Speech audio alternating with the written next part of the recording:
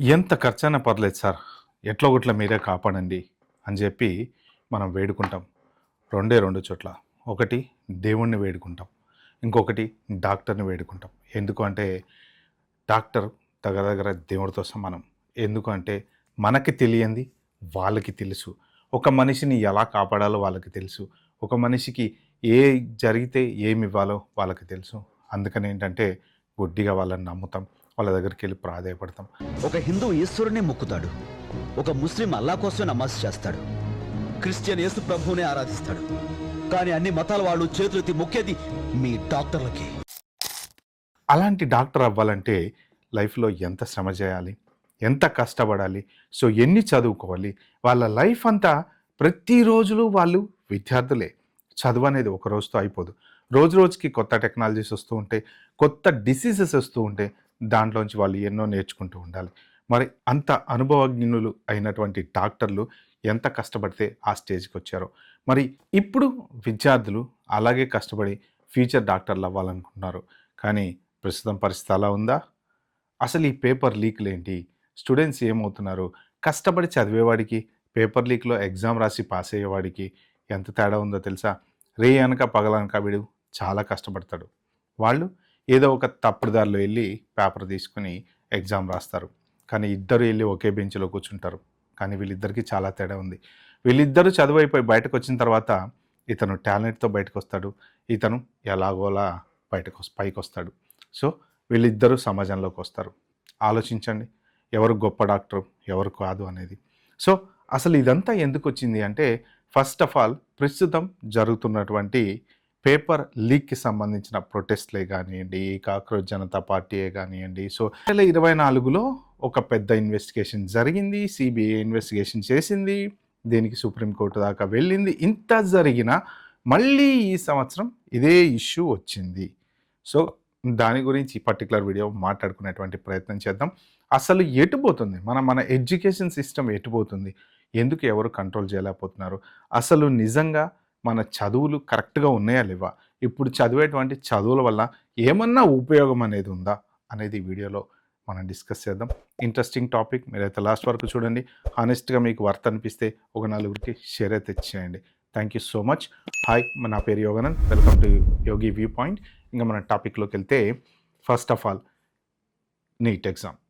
2024లో జరిగినటువంటి నీట్ ఎగ్జామ్‌లో తెలిసింది ఏంటి అంటే సంథింగ్ ఏదో జరిగింది అని చెప్పి తెలిసిన తర్వాత దాని మీద కొంత పెద్ద బ్యాక్‌లాష్ అనేది వస్తది కదా! అంటే ఏంటంటే ఎక్కువ మంది హై స్కోర్ చేయడం, దాంతోటి బ్యాక్‌లాష్ రావడము. సో, దాని ఇన్వెస్టిగేషన్‌లోకెళ్ళటము, బీహార్ పోలీసులు దాని గురించి ఇన్వెస్టిగేట్ చేయటము, అది చివరికి సీబీఐ చేతుల్లోకెళ్ళటము. దానికి కొంతమంది ఏంటంటే ఇప్పుడు ఆ పర్టిక్యులర్ ఎగ్జామ్ పేపర్ లీక్ అయిందని తెలిసిన తర్వాత వాళ్ళేంటంటే ఎక్స్‌ట్రా కొంత మార్కులనేది కొంతమందికి ఇవ్వటము. దాంతోటి ఒక 67 మందికి ఏఐఆర్ ఆల్ ఇండియా ర్యాంకు 1 రావడము. దాంతోటి మళ్ళీ కొంత బ్యాక్‌లాష్ అనేది వచ్చింది. ఎందుకంటే కష్టపడి చదవని వాళ్ళు వీళ్ళంతా కొంతమంది ఆ మార్కుల వల్ల కొంతమందికి ఎక్కువ మార్కులొస్తాయి, తక్కువ మార్కులొస్తాయి. ఇదంతా జరిగిన తర్వాత చివరికి సుప్రీం కోర్ట్‌కెళ్తే సుప్రీం కోర్టు ఆ మార్కులు విత్‌డ్రా చేసుకోమని చెప్పడము. అది విత్‌డ్రా చేసుకున్న తర్వాత ఆల్రెడీ బాగా కష్టపడి చదివినటువంటి వాళ్ళెవరైతే ఉన్నారో ఈ పేపర్ లీకుల ద్వారా రాసినటువంటి వాళ్ళకి ఎక్కువ మార్కులు రావడంతోటి వీళ్ళు బాధపడటము.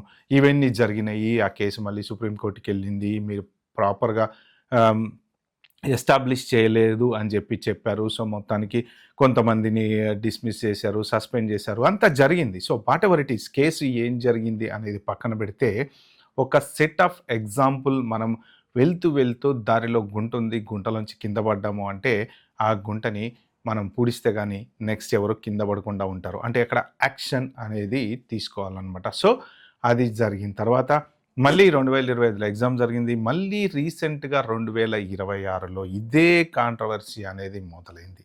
ఓకే. దాని తర్వాత మళ్ళీ ఇన్వెస్టిగేషన్ అనేది మొదలైంది. రాజస్థాన్ పోలీసులు కొంతమందిని పట్టుకున్నారు. తర్వాత పేపర్‌లో వచ్చిన న్యూస్ ప్రకారం చాలా ఇంట్రెస్టింగ్ ట్విస్ట్ అనేది బయటకొచ్చింది. దీంట్లో ఉన్నటువంటి వాళ్ళని ఎవరినో పట్టుకుంటే వాళ్ళ అన్నదమ్ములకు సంబంధించినటువంటి కుటుంబంలో ఉన్న వాళ్ళు కూడా లాస్ట్ ఇయర్ వాళ్ళకి కూడా మంచి మంచి ర్యాంకులు వచ్చినాయని చెప్పి ఇన్వెస్టిగేషన్ చేస్తే వాళ్ళకి అర్థమైంది ఏంటంటే they were consistently poor in there regular exams. Intermediate చదువుకునేటప్పుడు కంపల్సరీ ఎగ్జామ్స్ అనేవి పెడుతూ ఉంటారు వీళ్ళకి. పెట్టినప్పుడు ఏంటంటే ప్రతి ఎగ్జామ్స్‌లో గూడా వాళ్ళకి లెస్ దెన్ 50% వచ్చినాయట. కానీ వీళ్ళకి మాత్రం మంచి ప్రాపర్ గవర్నమెంట్ కాలేజీలో సీట్లొచ్చినాయి. మెడిసిన్‌లో. మెడిసిన్‌లో గవర్నమెంట్ కాలేజీలో సీట్ రావాలంటే చాలా టాప్ ర్యాంక్ రావాలనమాట. చాలా కష్టపడాలనమాట. ఎంత కష్టపడితే నేను చాలామంది పిల్లల వీడియోలు గానీ, లేపోతే న్యూస్ పేపర్ ఆర్టికల్స్ కానీ చదువుతూ ఉంటా. 17 గంటలు కష్టపడతారంట ఒక్కొక్కళ్ళు. అంటే వాళ్ళ ఎయిమ్ డాక్టర్ అవ్వాలి, డాక్టర్ అవ్వాలి, డాక్టర్ అవ్వాలి. మీరు ఈ మన అర్జున్‌ది సినిమా చూసే ఉంటారు కదా! 'జెంటిల్‌మెన్' సినిమాలో ఆ పిల్లోడు తలకి బస్ కింద పడి చనిపోతాడు కదా! డాక్టర్ అవ్వాలి అనేటువంటి తపన రాసుకుంటాడు గోడ మీద ఎంబీబీఎస్, ఎఫ్ఆర్‌సీఎస్ అంటే ఫారెన్‌లో గూడా అతను చదువుకున్నాడు. అవన్నీ డాక్టర్ సీట్‌కి డబ్బులు కట్టలేక వాళ్ళ అమ్మ చనిపోవటం అని. అంటే ఇవన్నీ గూడా రియల్ స్టోరీలోంచి వచ్చినటువంటి గాథలే. సో, డాక్టర్ అనేది అంత కష్టమైనటువంటి సబ్జెక్ట్. సో, వాళ్ళ ఎగ్జామ్ పాస్ అయ్యి గవర్నమెంట్ కాలేజీలో సీట్ వచ్చిందంటే ఇంకా వన్ ఆఫ్ ద టాపర్ అని అర్థం అనమాట. సో, దాంతోటి వీళ్ళకి అర్థమైందేంటంటే రెగ్యులర్‌గా పెట్టినటువంటి ఎగ్జామ్స్‌లో మార్కులు సరిగ్గా రాలేదు. కానీ చివరికి మెయిన్ ఎగ్జామ్‌లో మాత్రం వీళ్ళకి మంచి టాప్ ర్యాంక్ వచ్చింది. గవర్నమెంట్ కాలేజీలో ఆ ఫ్యామిలీకి సంబంధించిన వాళ్ళందరికీ సీట్లొచ్చినాయి. సో, అక్కడే వాళ్ళకి అర్థమైంది సంథింగ్ ఈజ్ ఫిషీ అనేది. సో, ఇంకా స్టిల్ దాని గురించి ఇన్వెస్టిగేషన్ అనేది జరుగుతుంది. అట్ ద సేమ్ టైమ్ ప్రస్తుతానికి ప్రొటెస్టులు జరుగుతున్నాయి. మధ్యలో ఈ కాక్రోచ్ జనతా పార్టీ అనేది గూడా వచ్చింది. సో, మినిస్టర్ ఎవరైతే ఉన్నారో ఆయన రిజైన్ చేయాలని చెప్పి డిస్కషన్స్ అన్ని చోట్ల నడుస్తూ ఉన్నాయి.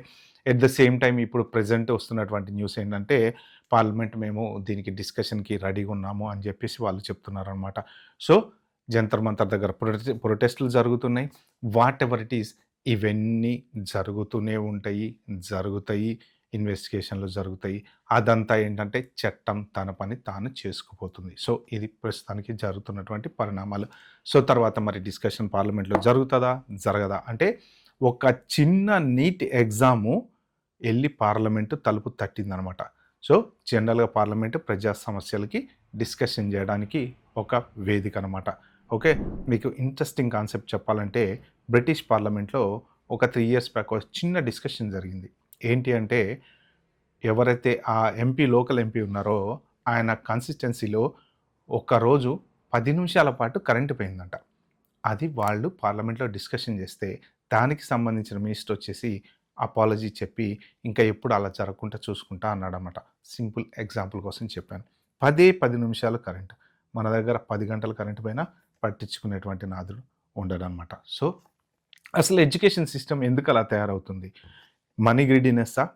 ఇప్పుడు ఈ జరిగినటువంటి ఇన్వెస్టిగేషన్‌లన్నీ న్యూస్ పేపర్ ఆర్టికల్స్ అన్నీ తిరగేస్తే ఏదో ఒక ఎడ్యుకేషనల్ ఇన్‌స్టిట్యూషన్‌కి లింక్ అనేది కంపల్సరీ ఉంటుందనమాట. సో, మరి ఎందుకు చేస్తున్నారు ఇలాగా? అంటే ప్రభుత్వాలు పట్టించుకోవా? లేపోతే అంతా అయిపోయిన తర్వాత ఇన్వెస్టిగేషన్ చేస్తే ఇప్పుడు ఈ పిల్లల పరిస్థితి ఏంటి? ఇంత కష్టపడి వీళ్ళు 18 గంటలు, 17 గంటలు నిద్రపోకుండా చదువుకొని, తిని, తినక వాళ్ళు ఎగ్జామ్ రాసి, వాళ్ళు గవర్నమెంట్ కాలేజీలో ఒక్క రూపాయి ఖర్చు లేకుండా సీటు కొట్టాలన్న తాపత్రయంతోటి వీళ్ళు కష్టపడుతుంటే, వాళ్ళెవరో లీక్ అయినటువంటి పేపర్‌లో చూసి ఎళ్లి ఎగ్జామ్ రాసి, వీళ్ళతో పాటొచ్చి పక్క బెంచ్‌లో కూర్చుంటే అది నిజంగా చాలా బాధాకరం. ఖచ్చితంగా బాధాకరం. ఎందుకు అంటే అసలు ఒక టాపర్ ఎవరు? లేకపోతే ఇలా పాస్ అయ్యి వచ్చినోడెవరు? టాపర్ పక్కన అలాంటి వాళ్ళు కూర్చోటం. ఇంకొకటి పేమెంట్ సీట్.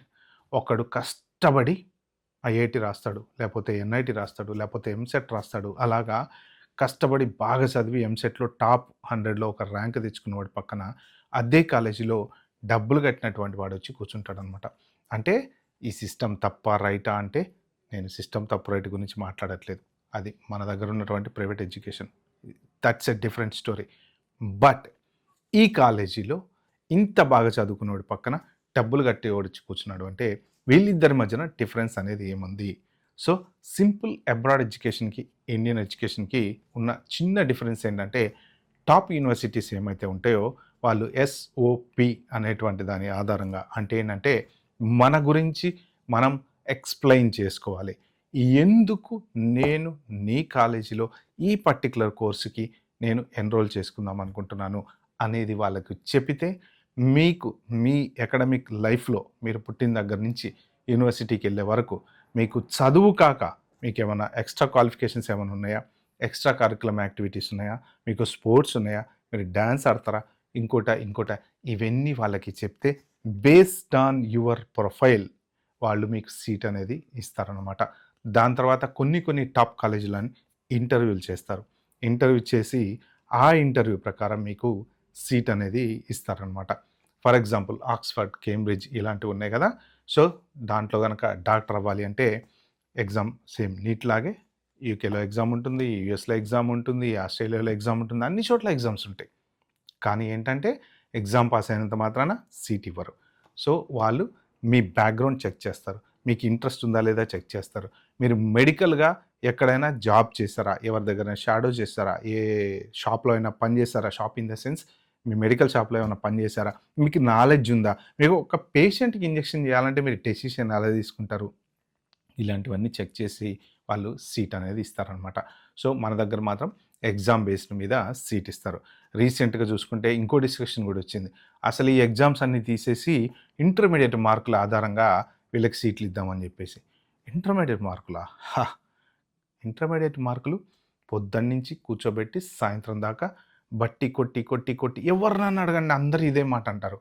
ఒకప్పుడు సారొచ్చి పాఠాలు చెప్తే చదువుకుని అందులోంచి క్వెషన్‌లకి ఎగ్జామ్స్ రాసేవాళ్ళు. కానీ ఇప్పుడు అదే పుస్తకం, అదే లెసన్‌లు, అవే క్వెషన్‌లు ఇచ్చి ఒకప్పుడులాగా ఎడ్యుకేషన్ సిస్టమ్ లేదు. ఎలా తయారైపోయిందంటే పాత పేపర్‌లలోంచి వచ్చేటువంటి క్వెషన్‌లు చూసుకొని చదువుకునేవాళ్ళు. ఓహో! ఆ సంవత్సరంలో ఆ పేపర్‌లో ఇలాంటి క్వెషన్స్ వచ్చాయి. అంటే సో, ఈ సంవత్సరం ఇలా రాబోతుందనమాట అని ఊహించుకొని చదువుకునేవాళ్ళనమాట. ఎప్పుడైతే ఈ రెసిడెన్షియల్ కాలేజీలు లాంటివనేది మార్నింగ్ 8 నుంచి ఈవినింగ్ 8 వరకు స్టార్ట్ అయిందో, దాన్నే చదివి అవే క్వెషన్‌లు. సో, కొంత ఏంటంటే బ్యాక్ ఎండ్‌లో ఏదో జరుగుతుంది. లేకపోతే వీళ్ళకి ఇన్నిన్ని మార్కులు ఎందుకొస్తాయి అని కూడా సోషల్ మీడియాలో విపరీతమైన న్యూస్ అయితే సర్క్యులేట్ అవుతుంది. మరి అది ఎంతవరకు నిజం అనేది మనకైతే కరెక్ట్‌గా తెలీదు. బట్ ఎడ్యుకేషన్ సిస్టమ్ నానాటికి దిగజారిపోతుంది. ఎందుకు అంటే ఎవడు కరెక్ట్‌గా చదువుతున్నారు, ఎవడు కరెక్ట్‌గా చదవట్లేదు. అసలు వీళ్ళు బట్టి చదివి 99, 98 80% వచ్చిన వాళ్ళు ఎంతమంది ఉన్నారండి? వేళ్ళ మీద లెక్కేయొచ్చు. 10థ్ వరకు వాడు రాసినటువంటి ఎగ్జాముల్లో చాలామందికి చాలా తక్కువ పర్సెంటేజ్‌లు వచ్చినా గానీ, ఒక్కసారి ఇంటర్‌కెళ్ళంగానే 98, 99 ఎందుకంటే రోజు అవే క్వెషన్‌లు, అవే ఆన్సర్‌లు, అవే పుస్తకాలు, అవే చదివి వాళ్ళని రుద్ది దాంట్లో మళ్ళీ డివైడ్ జేస్తారు. వీడు టాపరు, వీడింకోటి అని. సో, వీళ్ళందరిని డివైడ్ జేసి చదివిస్తా ఉంటారనమాట. But end of the day ఇంత బట్టి కొట్టిన తర్వాతనో, లేపోతే ఇంతగనం ఇవన్నీ సేమ్ క్వెషన్‌లు ఇచ్చిన తర్వాతనో, దాంట్లోంచే మళ్ళీ ఒక క్వెషన్ అడిగితే పర్ఫెక్ట్‌గా ఆన్సర్ చేయగలుగుతారు. కానీ వీళ్ళంతా సొసైటీలోకొచ్చిన తర్వాత ఎంతమంది జనరల్ నాలెడ్జ్‌తో బయటకొస్తున్నారు అనేది గూడా మనం క్వెషన్ జేయాలి. సో, ఫస్ట్ ఆఫ్ ఆల్ ఒక టాపిక్ ఇచ్చి మీ ఓన్‌గా మీరేదన్నా రాయండి అంటే ఎంతమంది రాయగలుగుతారు అనేది గూడా నాకున్న అనుమానం. మీకేమన్నా ఇలాంటిది నేను చెప్పిన దాంట్లో కరెక్ట్, తప్పు అని అనిపిస్తే మాత్రం కింద హ్యాపీగా కామెంట్‌లో అయితే మెన్షన్ చేయండి. No problem. సో, నాకు అర్థమైందేంటంటే ఈ ఎడ్యుకేషన్ సిస్టమ్ కొంత చేంజ్ అనేది రావాలి అని నాకనిపిస్తుంది. ఏంటి అంటే చదివిన దాన్నే చదివి బట్టి కొట్టి పెట్టడం కాకుండా మీకు మీ ఓన్‌గా మీరు క్వెషన్‌కి ఆన్సర్ ఏదన్నా గానీ ఒక టాపిక్ తీసుకోండి, ఒక సబ్జెక్ట్ తీసుకోండి, ఏదన్నా ఇవ్వండి. మీ ఓన్‌గా రాసిన దాన్ని వాళ్ళు కరెక్ట్ చేసి వీళ్ళు ఎంతవరకు నేర్చుకున్నారు అనేది గనక డిసైడ్ చేయగలిగితే ఫ్యూచర్ జనరేషన్స్‌లో మంచి బ్రైట్ స్టూడెంట్స్ బయటకొస్తారని నేనైతే అనుకుంటున్నా. ఇప్పుడు బ్రైట్ స్టూడెంట్స్ లేరా అని మీరు అడగొచ్చు. ఉన్నారు. ఐఐటీ ఉంది, ఎన్ఐటీ ఉంది, మంచి టాప్ ఇంజినీరింగ్ కాలేజీలున్నాయి. యెస్ ఉన్నారు. కానీ ఇంకా మంచి బ్రైట్ స్టూడెంట్స్ కూడా బయటకొస్తారనమాట. ఇప్పుడు ఇందాక నేను చెప్పినటువంటి ఎగ్జాంపుల్‌లో ఇద్దరిని ఒకే చోట కూర్చోబెడితే డిఫరెన్షియేట్ ఎలా చేస్తామో మనం అంటే ఈ పర్టిక్యులర్ ఎగ్జాంపులే అనమాట. మీకు మీరు ఓన్‌గా ఒకటి ఇచ్చి రాయండి అంటే ఇప్పుడు ఈ డబ్బులు కట్టి సీటు కొనుక్కున్నటువంటి అతను రాసేది వేరే ఉంటుంది. ఇతను కష్టపడి రేయింబగళ్ళు 17 గంటలు, 18 గంటలు కష్టపడి కూర్చొని రాసేటువంటిది డిఫరెంట్‌గా ఉంటుంది. అంటే వీళ్ళిద్దరిలో ఎవరు బాగా రాస్తారో వాళ్ళే టాపర్ అవుతారనమాట. సో, ఇలాంటి సిస్టమ్ వస్తే బావుంటుంది అనేది కేవలం నా ఒపీనియన్ మాత్రమే.